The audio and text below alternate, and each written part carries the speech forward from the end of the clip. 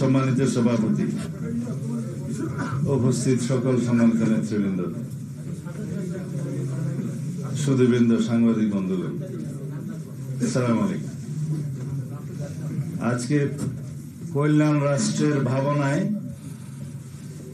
Budget, এই তো উপরে জাতীয় রাজনীতি বিষয়টা নিয়ে আমাদের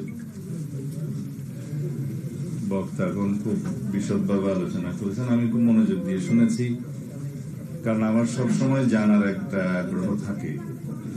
স্বাস্থ্য খাত নিয়ে যা আলোচনা করেছেন মুস্তাক ভাই, খুবই বিস্তারিত আলোচনা করেছেন, শুনেছি।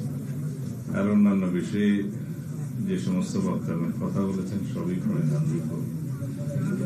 আমি অর্থনীতির বিষয়ে খুব একটা বেশি জ্ঞান রাখি না, সেই জন্য মান্না ভাইকে বলেছিলাম যে আমি বোধহয় এখানে আসার ছিল। যাই হোক, এখানে কয়েকটা গুরুত্বপূর্ণ বিষয় উল্লেখ না করলে সম্পূরক হবে না। তা হচ্ছে, বর্তমান বাজেটে মূল্যস্ফীতির বিষয়টি নিয়ন্ত্রণ করার জন্য খুব বেশি কার্যকর কিছু পদক্ষেপ নেওয়া হয়নি। বর্তমানে সরকারের ভাষ্য অনুযায়ী মূল্যস্ফীতির 10%, তবে খাদ্য মূল্যস্ফীতি আরো বেশি হতে পারে বলে আপনাদের এই ওয়ার্কিং পেপারে কি নোটে বলা হয়েছে, যেটা পত্রিকান্তরে আমরা শুনতে পেয়েছি বা জানি, এটা প্রায় 15%, যেটা জনগণকে খুব বেশি আঘাত করে। বিশেষ করে দরিদ্র জনগোষ্ঠী এর দ্বারা খুব বেশি ক্ষতিগ্রস্ত হন এবং সরাসরি তাদের সংসার পরিচালনায় এটা খুব বেশি তাদেরকে কষ্ট দেয়। তো বাজেট যদি 18 কোটি মানুষের মধ্যে দরিদ্র জনগোষ্ঠীর যারা অধিকাংশ তাদের বিপক্ষে যায়, সেই বাজেটকে কখনো গণমুখী বলা যায় না। তবে এখানে একটা উদারতা প্রকাশ করেছেন এই সরকার যে এটা আসলে গণমুখী বাজেট আমরা করতে পারিনি, এটা গতানুগতিক বাজেট। তবে স্বীকার করলে কি দায় মুক্তি দেয়া যায়? দেয়া যায় না।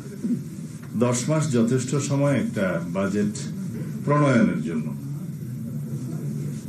একটা নির্বাচিত সরকার 12 মাস কাজ করে না বাজেট প্রণয়নের জন্য। রাজনৈতিকভাবে বাজেটের 3-4 মাস আগে থেকে মনোযোগ দেয়।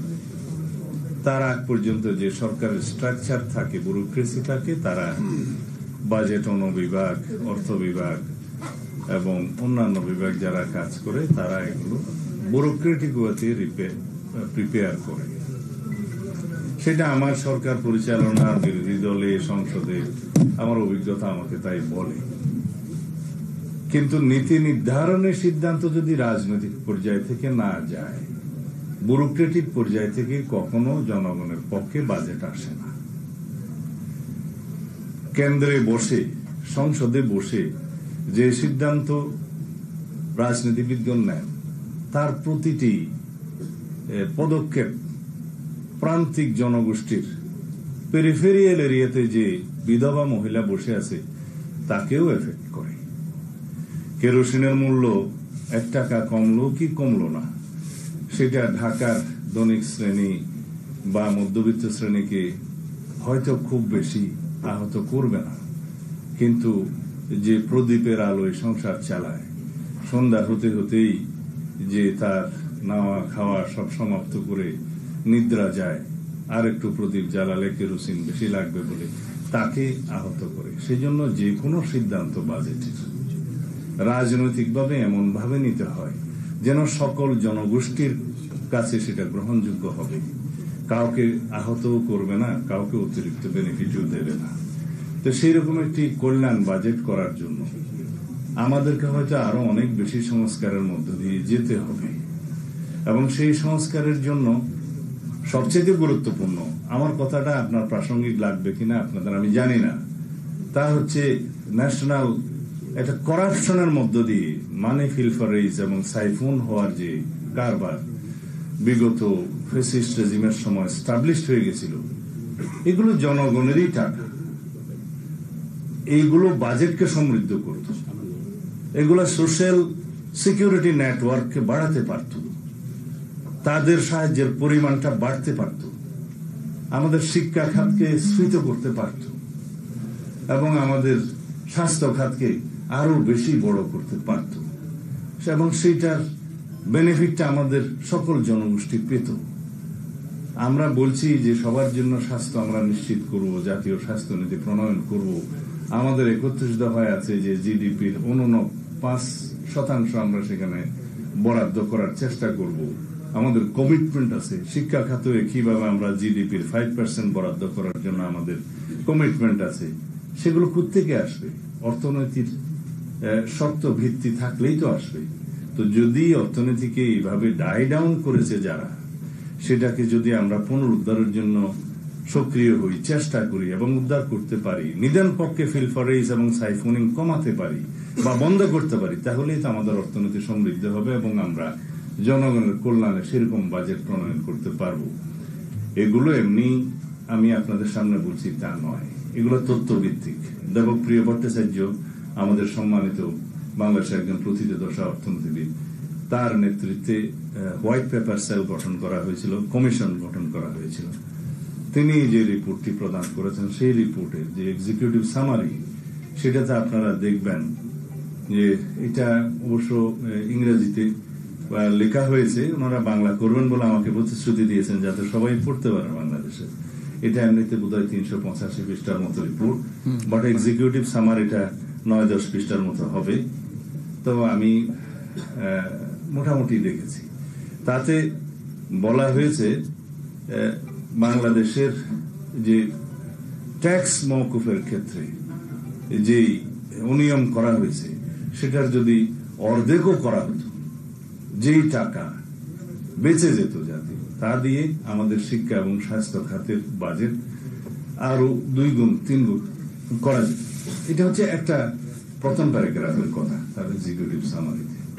কিন্তু তিনি বলেছেন যে মেগা দুর্নীতির মাধ্যমে, মেগা প্রজেক্টে 2,80,000 কোটি টাকার করাপশন করা হয়েছে বিভিন্ন ভাবে।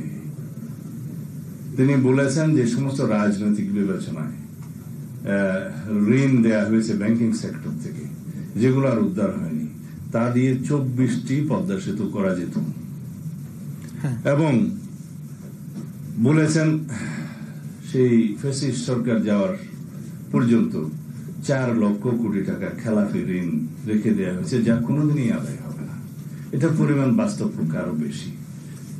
আর যেটা সাইফুল ভাই আমার মনে হয় পরিসংখ্যানটা ওই সময় বলার সময় একটু অমনোযোগী ছিলেন, সেটা খুব সম্ভবত $234 বিলিয়ন হবে, যেটা পাচার হয়েছে। উনি ওইভাবে লিখেছেন, তবে বাংলাটাই আমি বলি, উনি যেভাবে লিখেছেন যে প্রতি বছর 2 লক্ষ কোটি টাকা করে পাচার হয়েছে, যার 15 বছরের পরিমাণ দাঁড়ায় 29,25,000 কোটি টাকার মতো।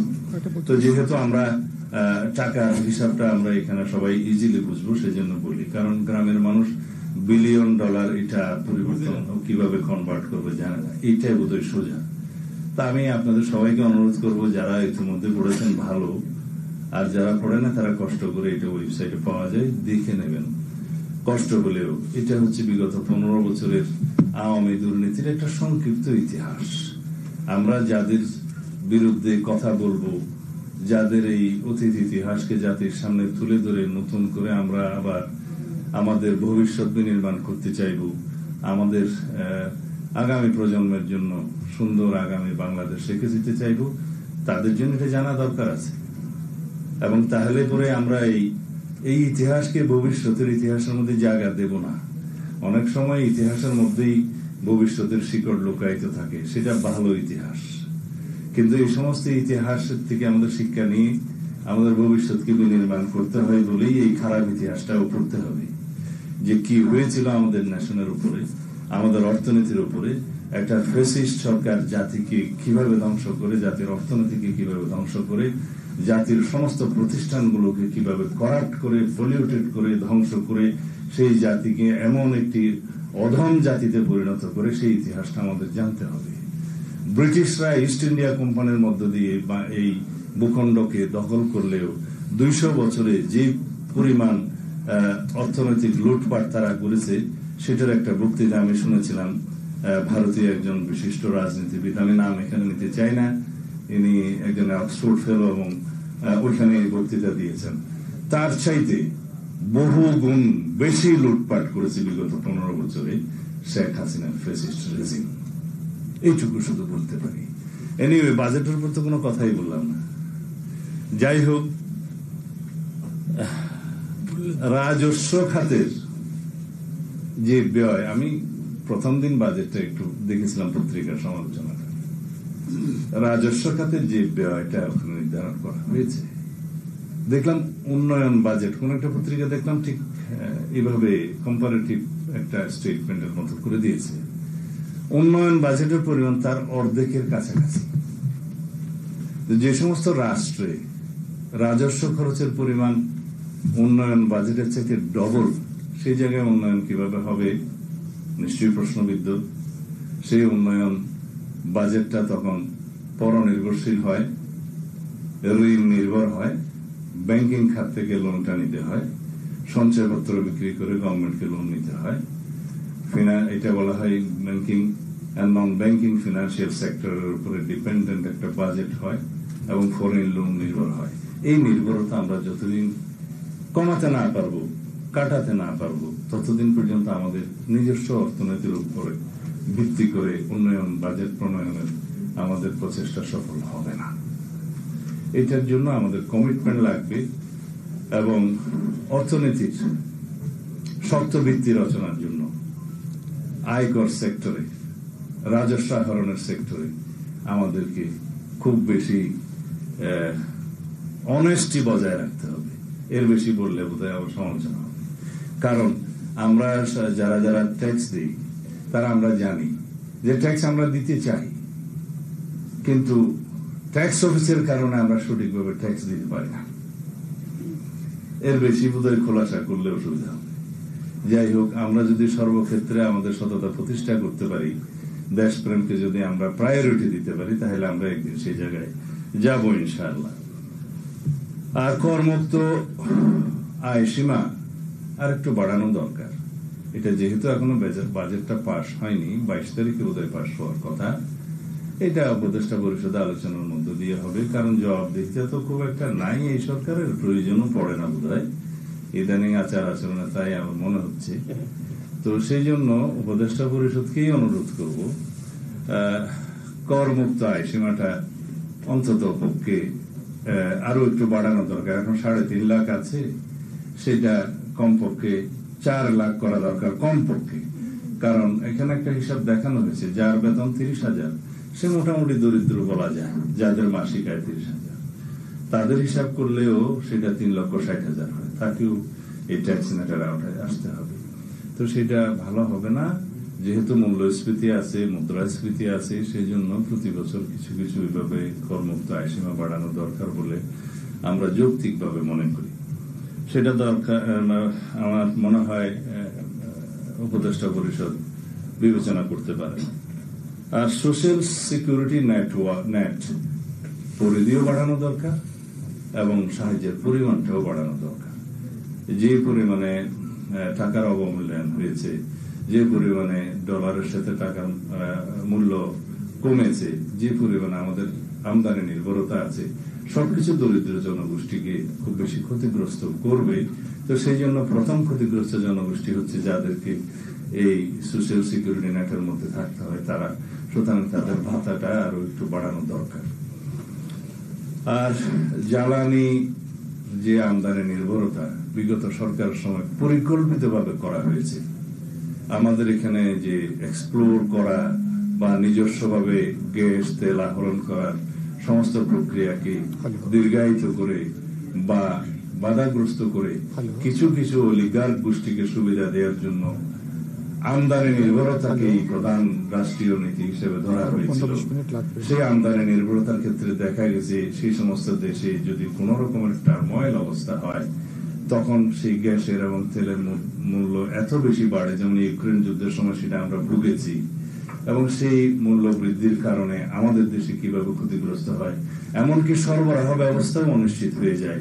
একটা হলো যে সিঙ্গেল সোর্সিং বন্ধ করা, মাল্টিপল সোর্সিং করা, আর আমদানি নির্ভরতা কমানো গ্রাজুয়ালি, এবং দেশীয়ভাবে আহরণ করা। আমাদের যে বঙ্গোপসাগরের বিভিন্ন ব্লকে আছে সেগুলো আহরণ করা সময় লাগবে, তাহলে পরে আমদানি নির্ভরতা কমবে, আমাদের এনার্জি সাপ্লাই এবং পাওয়ার সাপ্লাই এর একটা ইন্টারাপশন হবে না, এবং তার মধ্য দিয়ে আমাদের শিল্পায়ন এবং অর্থনৈতিক সমস্ত কিছুর গতি বৃদ্ধি পাবে এবং নিশ্চয়তা থাকবে নিজেদের সম্পদের উপরে। সেটির দিকে আমরা গ্রাজুয়ালি যেতে হবে। তবে এই স্বল্প মেয়াদের সরকারের কাছে এইটার বিষয়ে আমি খুব একটা আশা করি না, কারণ সেই সময় তাদের নেই। যেহেতু সাইফুল ভাই জিজ্ঞেস করেছিলেন যে তাদের দায় মুক্তির বিষয়ে লন্ডনে কোনো আলোচনা হয়েছে কিনা, না, কারো দায় মুক্তির বিষয়ে আমাদের কোনো আলোচনার প্রসঙ্গ ছিল না। উপদেষ্টা পরিষদ গঠিত হয়েছে, ইন্টারিম গভর্নমেন্ট, কনস্টিটিউশনাল লেজিটিমেসি আছে, আর্টিকেল 106 অনুসারে সুপ্রিম কোর্টের অ্যাডভাইজারি রুল অনুসারে তারা গঠিত হয়েছে। অন্তর্বর্তীকালীন সরকারের প্রধান উপদেষ্টা এবং উপদেষ্টা মন্ডলী। সংবিধান যেহেতু এখন চালু আছে, সাংবিধানিকভাবে এই সরকার চলছে, সংবিধান যেভাবে বলছে উপদেষ্টা গণ মন্ত্রীর মর্যাদা ভোগ করবে, এবং মন্ত্রীরা হওয়ার জন্য আর্টিকেল 66 অনুসারে যে সংসদ সদস্য হওয়ার সমস্ত যোগ্যতা থাকতে হয় সেটা উপদেষ্টা মন্ডলীকে মাথায় রাখতে বলব। সেখানে কিন্তু বিদেশি নাগরিকত্বের বিষয়টা অনুমোদন করা নাই, এবং আরো অন্যান্য বিষয় আছে। আমি এই বিষয়ে আজকে বেশি কিছু বলবো না। সুতরাং কনস্টিটিউশনালি আপনাদের এই সরকারের রেটিফিকেশন লাগবে ইন দ্য নেক্সট পার্লামেন্ট, এটাও আপনারা মাথায় রাখবেন। এবং রেটিফিকেশন লাগলে এই লেজিটিমেসি কিভাবে দেয়া হবে, কোন জায়গায় দেয়া হবে, সেটাও আমরা বিবেচনা করব। সুতরাং জনগণের পক্ষে, আপনারা গণতন্ত্রের পক্ষে, এবং অতি দ্রুত আমরা যাতে ডেমোক্রেটিক ট্রান্সফরমেশনের দিকে যেতে পারি সেরকম কার্যক্রম আপনারা নেবেন, এবং সেই হিসাবে লন্ডনের আলোচনার সূত্র ধরে যে সিদ্ধান্তটা হয়েছে সেটা খুব শিগগির ইলেকশন কমিশনে যথাযথ প্রক্রিয়ায় কমিউনিকেট করবেন বলে আশা করি, যাতে ইলেকশন কমিশন জনগণের সামনে বলতে পারে যে তারা সরকারের কাছ থেকে একটা পরামর্শমূলক বা নির্দেশনামূলক মেসেজ পেয়েছে। আশা করি এর বিষয়ে আজকে বলা ঠিক হবে না। আমি যেহেতু অনেক সময় হয়ে গিয়েছে, সেজন্য আর বেশি বক্তব্য দিতে চাই না। আপনাদের সকলকে আমার